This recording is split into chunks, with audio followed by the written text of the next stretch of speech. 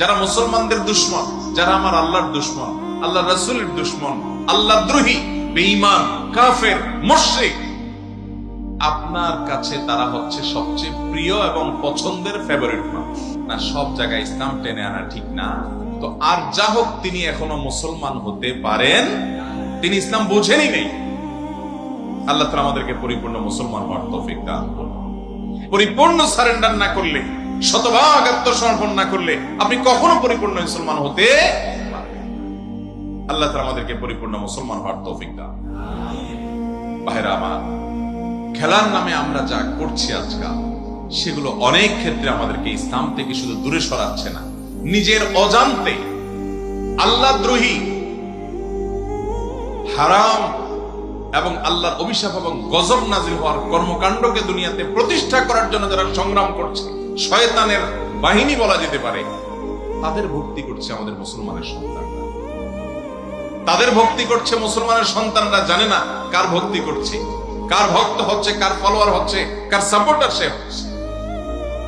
মুসলমানের আবেগ বিবেক এত সস্তা। এগুলো বললে অনেক যুবকরা বলে সব জায়গায় ইসলাম টেনে আনা, সব জায়গায় কোরআন হাদিস টেনে আনা ঠিক না। খেলার মধ্যে আবার কিসের ইসলাম টেনে আনা? খেলার মধ্যে ইসলাম আছে না নাই? ইসলাম নাই এমন কোন জায়গা আছে? আপনি যখন খেলাধুলা করবেন, ইসলামে খেলাধুলাও আছে। আপনি কিভাবে খেলাধুলা করবেন, ইসলামে সেটা বলা আছে। আপনি নিজে খেলাধুলা করেন বা কেউ মাঠে খেলাধুলা করছে, আপনি সেটা দেখেন।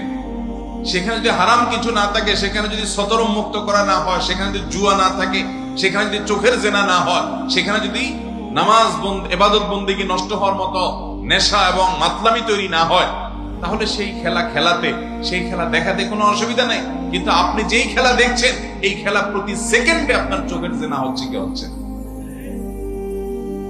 প্রতি মিনিটে মিনিটে চোখের জেনা করা ছাড়া এই খেলা দেখার কোন রাস্তা আছে?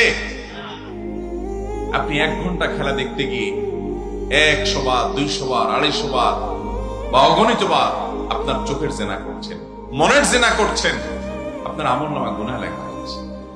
এর পাশাপাশি এই খেলাধুলাগুলোর কারণে যারা সমকামিতাকে সাপোর্ট করে, যারা মুসলমানদের দুশ্মন, যারা আমার আল্লাহর দুশ্মন, আল্লাহ রাসূলের দুশ্মন, আল্লাহদ্রোহী, বেঈমান, কাফের, মুশরিক, আপনার কাছে তারা হচ্ছে সবচেয়ে প্রিয় এবং পছন্দের ফেভারিট মানুষ।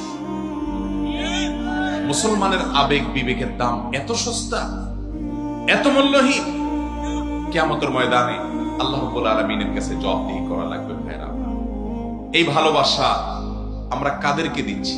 এটা জায়গা মতো দিলে সওয়াব হবে। নিজের মাকে ভালোবাসেন, বাবাকে ভালোবাসেন, ভাইকে ভালোবাসেন, অভাবী মানুষকে ভালোবাসেন, বোনকে ভালোবাসেন এবং বৃদ্ধদেরকে শ্রদ্ধা করেন, আলেমদেরকে ভালোবাসেন, নেককারদেরকে ভালোবাসেন, আপনারে ভালোবাসেন, ইমানদারকে ভালোবাসেন, আল্লাহর জন্য ভালোবাসেন, ঈমান পূর্ণাঙ্গ হবে।